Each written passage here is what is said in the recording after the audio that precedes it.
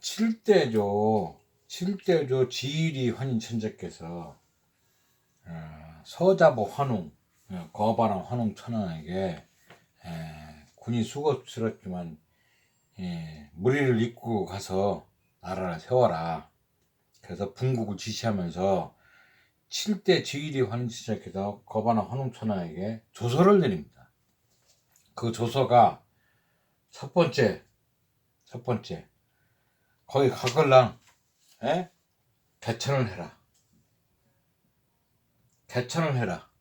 나라를 세워라. 그런 뜻입니다. 거기 두 번째가 뭐냐면은 입교를 해라. 입교. 교육을 세워라. 그 얘기요. 바른 걸 가르치도록 해라. 그런 얘기입니다. 입교라는 게 이 세울 입입니다. 들을 입이 아니고 세울 입. 입교입니다. 입교. 세 번째가 제천을 해라. 하늘에게 제사를 지내라. 제천을 해라. 네 번째가 부권을 세워라. 다섯 번째, 이게 중요한 겁니다. 다섯 번째, 제세이화하고 홍익인간 하라. 이게 조서입니다. 조서. 여러분, 홍익인간이 여기서 나오는 겁니다. 홍익인간. 여러분, 홍익인간에서 우리가 홍익대학교도 있고 그렇지 않습니까? 이 홍익인간이 여기서 나오는 겁니다. 제세이와 홍익인간이 여기서 나오는 겁니다. 제세이화하고 홍익인간하라. 이게 7대 지일이 천재가 거발한 천웅천왕에게 내린 조서요. 조서. 그래서 조서를 받고 이 거발한 환웅이 하내류 지방에 있는 환국에서 이동을 해가지고 무리를 이끌고 이동을 해서 도착해가지고 도착한 곳이 도읍을 정한 것이 신시요. 신시.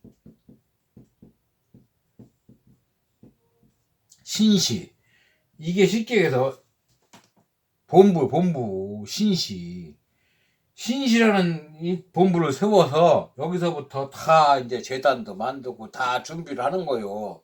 그러니까 환국에서 이동해서 춘삼월에 출발해서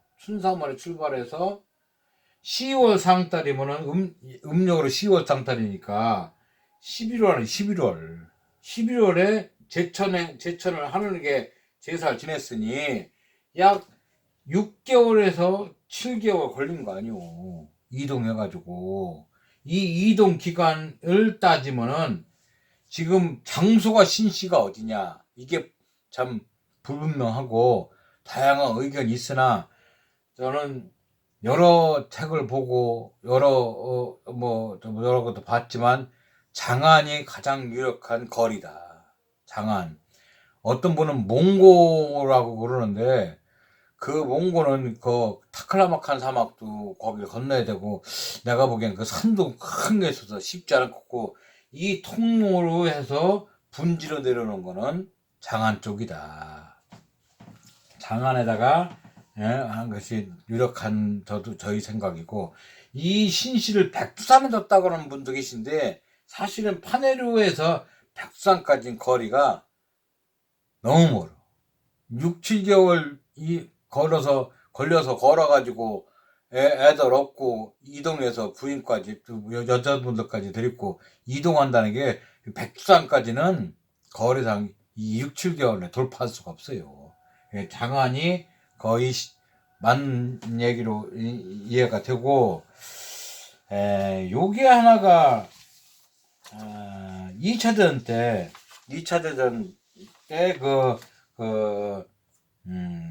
미국 이제 일본과 미국 2차 전 태평양 전쟁 하지 않았어요. 근데 미국 비행기를 몰고 장안 쪽을 가다 보니까 이런 모양의 피라미드가 발견이 된 거. 이게 중국의 피라미드입니다. 이런 모양의 피라미드가 발견해서 거기서 비행사들 사진을 찍어버렸어. 사진을 찍어서 요 모양입니다. 요 모양. 요런 게 이제 비행사가 찍힌 겁니다, 이게. 중국의 피라미드라고 해가지고. 근데 이것을 사실은 조감을 해보면은 이런 모양이 됩니다. 이런 모양입니다. 조감해보면 거의 이런 모양이죠. 이런 모양. 이런 모양 비슷하죠. 자, 이런 모양입니다. 이게 제천을 하늘에 제사를 지낸 신단수요, 신단수. 제천을 낸 신단이라고, 신단. 제단이란 말이에요, 제단.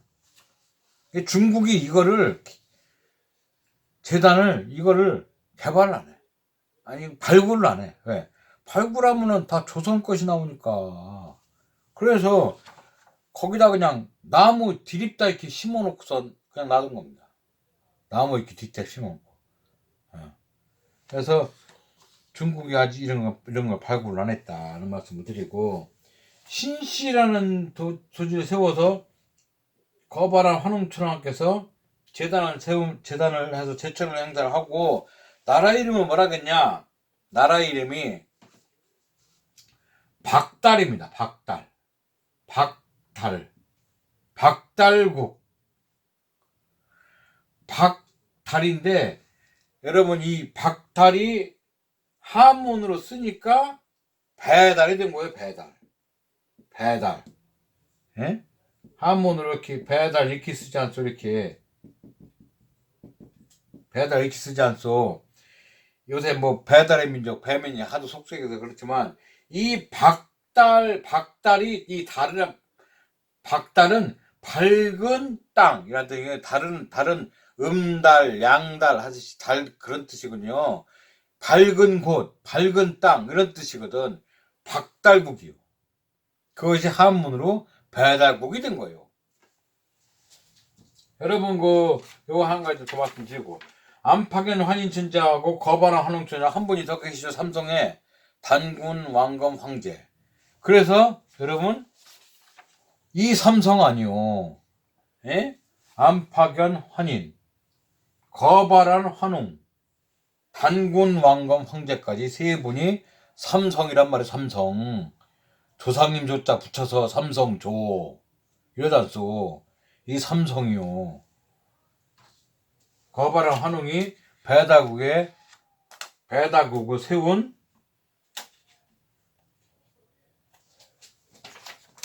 초대 왕이요. 일대 천왕. 자, 여러분, 배다국도 여러분, 이 환웅천왕 밑에 쭉 이어집니다. 2대, 3대, 4대, 5대, 6대 이렇게 이어져. 배다국이 이어져서 배다국이 1대부터 배다국 1대 환웅천왕부터 쭉 해서 18대 거불리 환웅. 자, 18대 거불단 천왕. 18대 거불단 천왕까지 내려옵니다. 이게 배다국 1565년입니다. 1565년. 거불단 천왕서 연결되는 게 어디냐면 조선. 단군 조선에서 1대 단군 왕검 황제부터 시작해서 쭉 내려와서 47대 고열가 단군 황제까지 해서 47대까지 고열가 단군에서 궁인들이 5년간 운영하다가 도저히 안 되니까 해모수 장군한테 황제 칭호를 넘기지 않습니까? 요런 고 넘긴 선까지 따지면은 2096년이요. 그 다음에 이제 북부여 해모수가 황제가 된 거예요. 황제를 넘겨주면서 조선이 막을 내리는 거예요. 그래서 조선이 2096년이 막을 내리고, 거불단 천왕은 배다국은 1565년 18대까지 내려오는 거예요. 족보가 이렇게 연결된다니까요. 우리 국통맥이. 여러분, 그렇게 해서 그렇게 말씀드리고, 일대 거바랑 환웅, 일대 거바랑 환웅천왕의 시작부터 말씀드리고 연결 한번 해보겠습니다. 자, 일대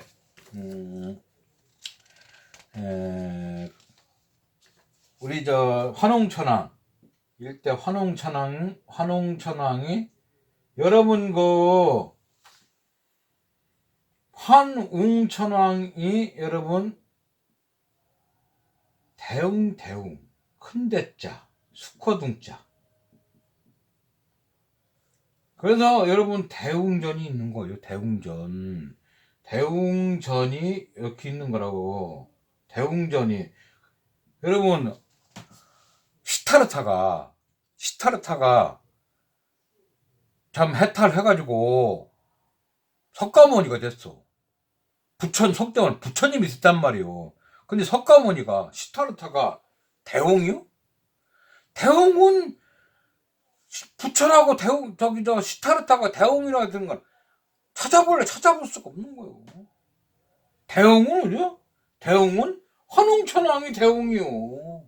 환웅천왕이 거바람 환웅천왕이 대웅이라고. 거바람 환웅천왕을 모신 곳이 대웅전이요.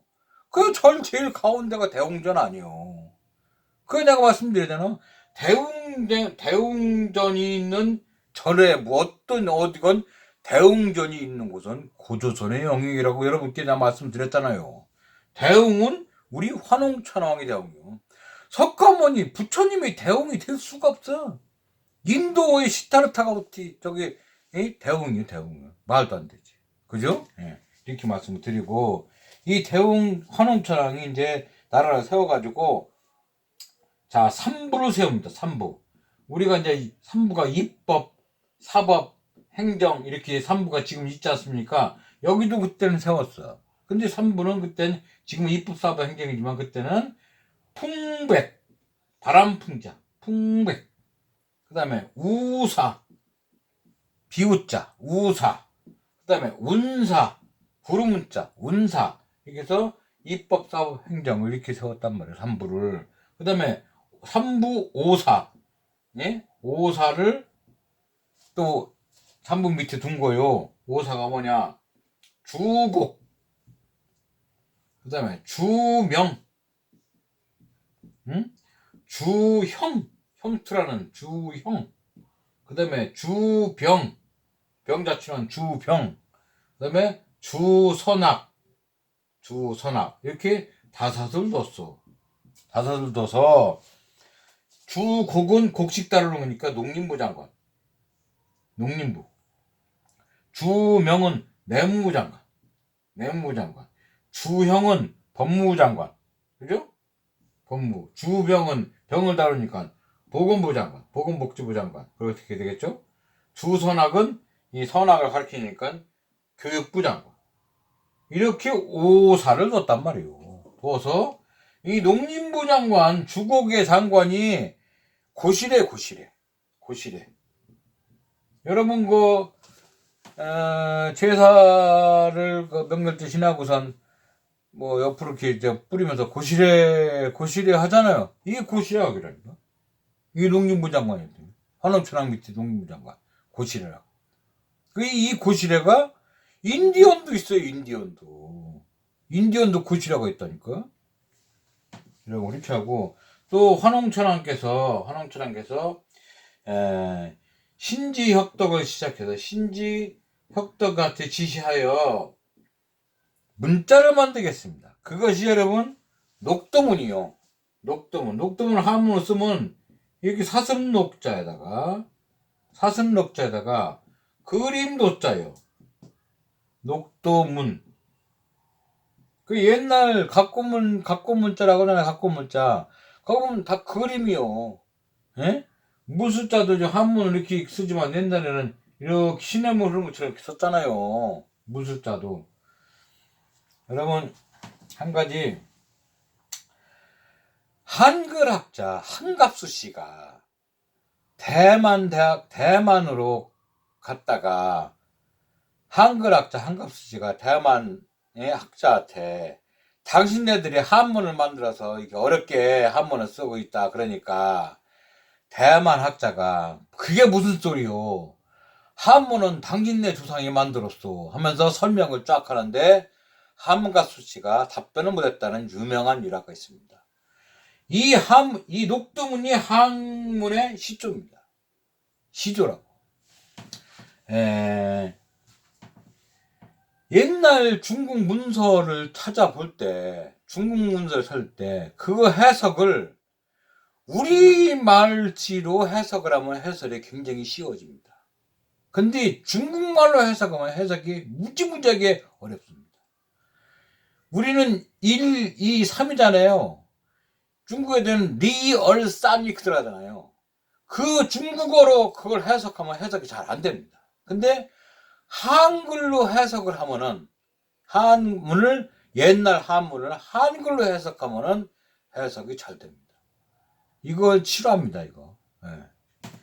이런 얘기가 있다는 말씀을 드리고, 자, 여러분 그 환웅천왕 때 한 가지 말씀을 드릴 게 있는데, 대웅은 뭐 환웅천왕 말씀을 당연한 거고,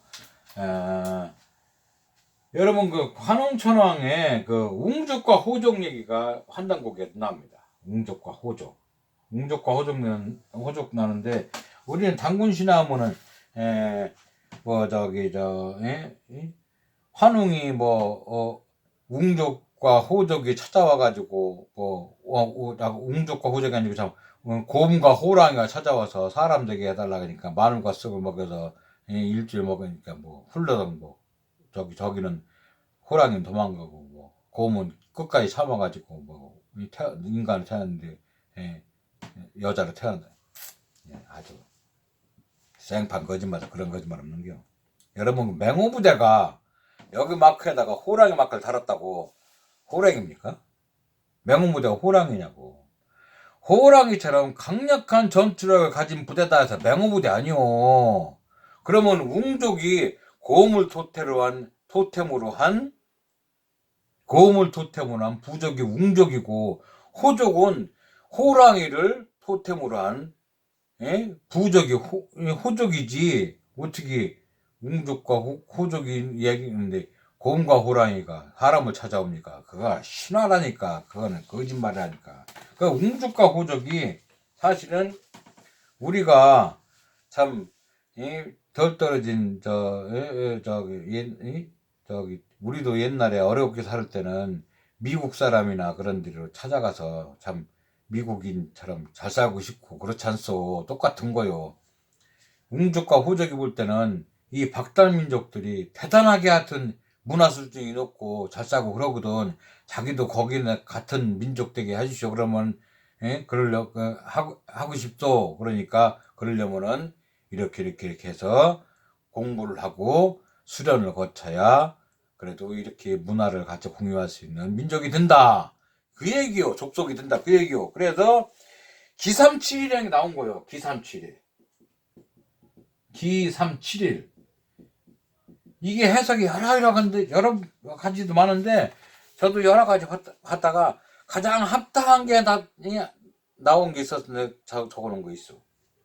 이 기삼칠일이 어떤 사람은 3과 7을 3 곱하기 7 37이 20일 21일 동안 저 정성을 들인 게 기삼칠이란 게요. 근데 그게 아니더라고. 그게 아니고 이 기삼은 세 가지의 금기사항이요. 세 가지 금기사항. 그게 뭐냐?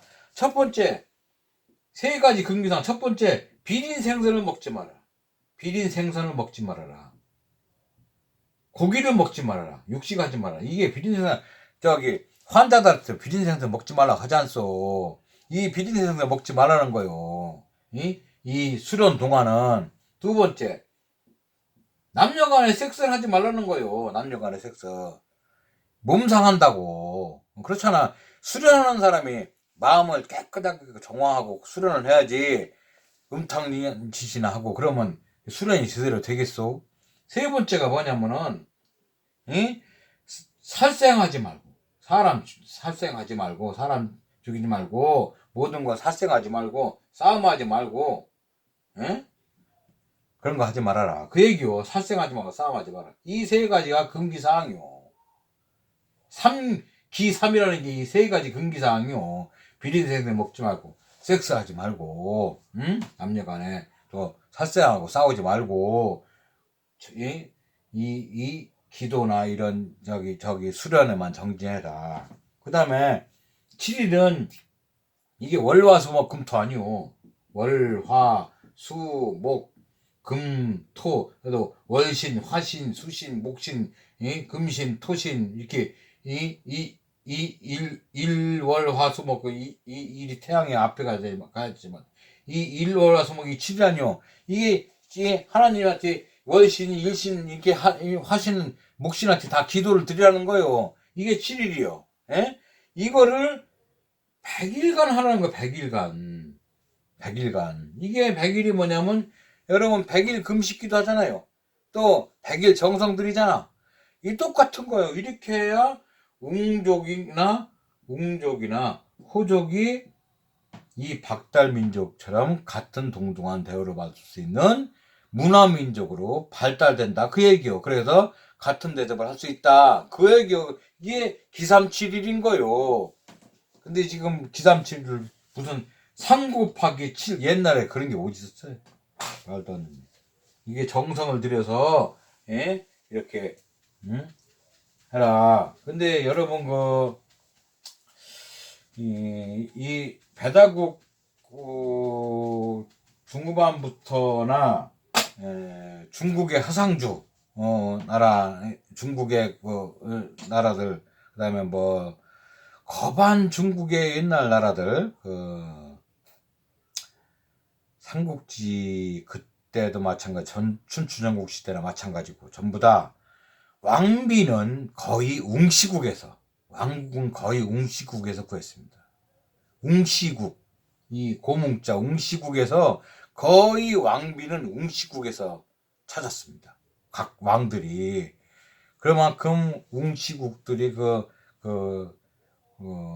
왕비를 엄청나게 많이 배출하고 그랬던 때가 있었습니다.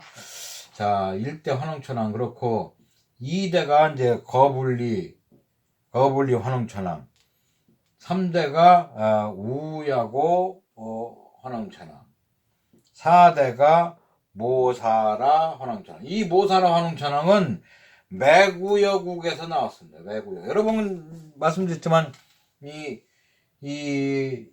계속 환웅천왕 후손들이 계속 세습해가지고 단 게 아니고 이 나라 저 나라 이 나라 이렇게 해서 돌려가면서 합의해서 추천해가지고 이렇게 해서 다 천왕이 되는 겁니다. 그냥 바로바로 그냥 암치가 되는 게 아니고.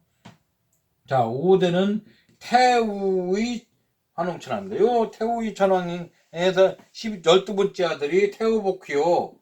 태우복희씨. 태우복희씨요. 그 유명한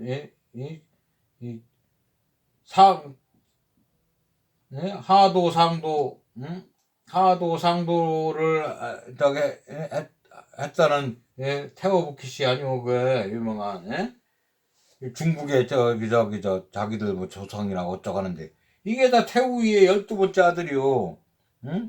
6대는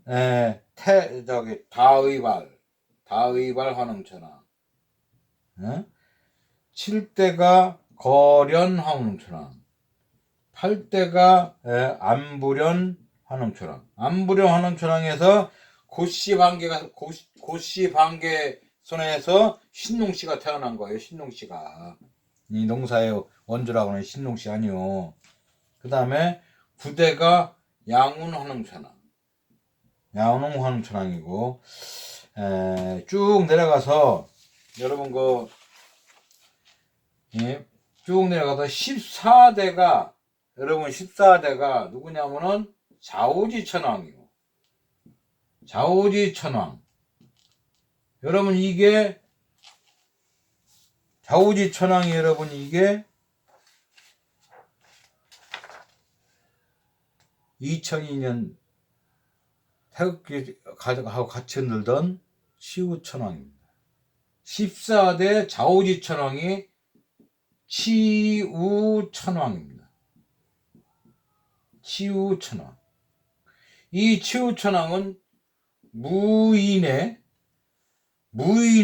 신입니다. 무인의 조상 및 조상이 무인의 조상. 이 치우천왕, 자오지천왕한테 중국의 자기들의 시족이라는 황제 헌원이 자오지천왕한테 대들었다가 박살나게 깨져가지고 고향도 못 들어오고 죽었어. 여러분, 근데 이 치우천왕에 대해서 여러분 설명을 좀 더 드려야 될 것 같아요. 치우천왕이 중국에서 홍수가 났어. 홍수가 14대 치우천왕이. 치우천왕 홍수가 났는데 치우천왕 비가 나온 겁니다.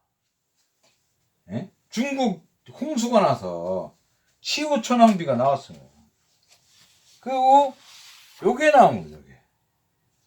요게 치우사입니다.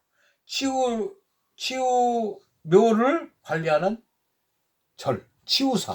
이 비석이 나와버렸어요. 치우사라는 비석이. 이게 어제 자오지천왕이 이 장안에서 약간 동쪽으로, 그게 지금 여러분 중국 지도를 이렇게 보면은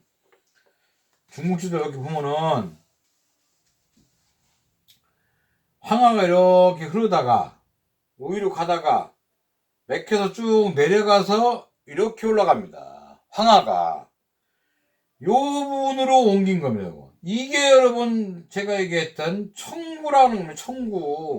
청구. 응? 청구라는 겁니다. 이게 자오지천왕 14대 자오지천왕 치우천왕이 장안에서 여기로 나라를 약간 이동했습니다. 배다국을. 이게 청구요, 청구. 그 조선 왕들도 우리 청구 했다고 내가 말씀드리지 않소. 그래서 우리는 대한민국은 청구도 돼요, 청구도.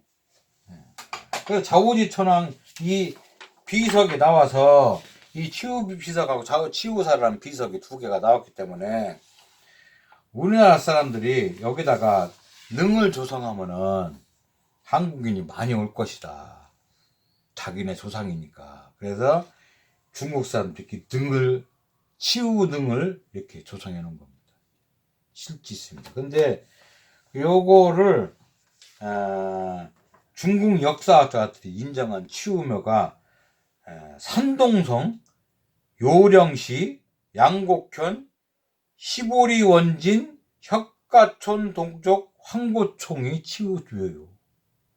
이 중국 역사학자들이 아주 인정해버린 겁니다. 이게 치우가 여기라니까. 치우는 이렇게 치우 큰 자기의 본고장에다가 치우 돌아가시면 치우능을 조성했지만 황제 헌우는 여기를 못 들어와서 저기 저 장안 꼭 저 북쪽에 그 이름도 없는 산 궁턱에다 그냥 몇 써서 죽어 있어.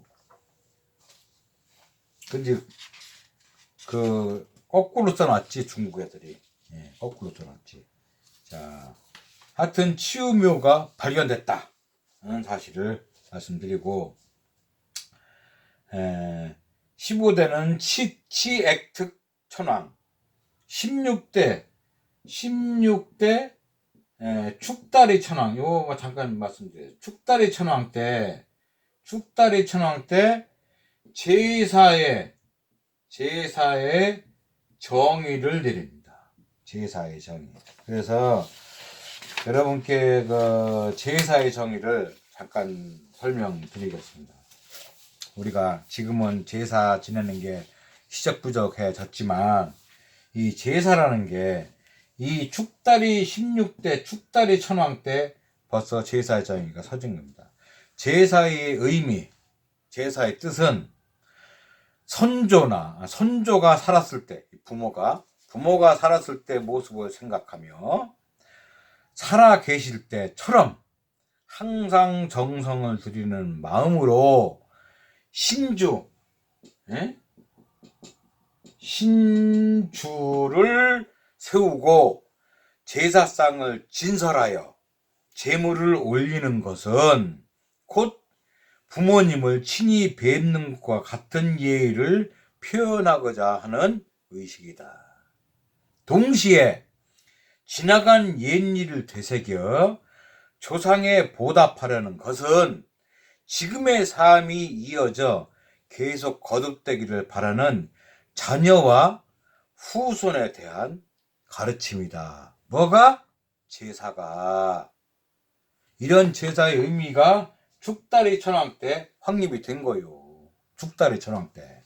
그래서 요새 제사 지내면 아이 뭐 귀신이 뭐 오기나 합니까? 무슨 와서 뭐 먹고 간다는데 오기나 해요. 뭐 그까지 제사 지내면 뭐예요? 이렇게 생각할지 모르겠으나 자녀와 후손에 대한 가르침이라고 분명히 써놨어요. 내가 효도를 받고 내 자녀한테 자녀들한테 효도를 받고 싶으면 내가 부모님한테 효도하는 모습을 어릴 적부터 제사하는 모습을 가르쳐 주어야 우리 아버지 어머니가 우리 할아버지 할머니가 돌아가셔도 저렇게 극진히 모시고 정성을 다하는구나 하는 거를 알아야 자기가 늙었을 때 자기 자식이 자기한테 효도를 하지. 나는 부모한테 효도도 안 하면서 니들 나한테 효도하라고 효도가 됩니까? 항상 그래서 부모가 솔선수범으로 제사를 지내야 후손들도 부모를 공경하고 정성을 다한다 그 얘기요. 이 제사의 의미를 죽다리 16대 죽다리 천왕 때 정의를 정하는 겁니다. 이 제사의 의미를 여러분 잘 새겨듣기를 바라겠습니다. 자, 그렇게 하고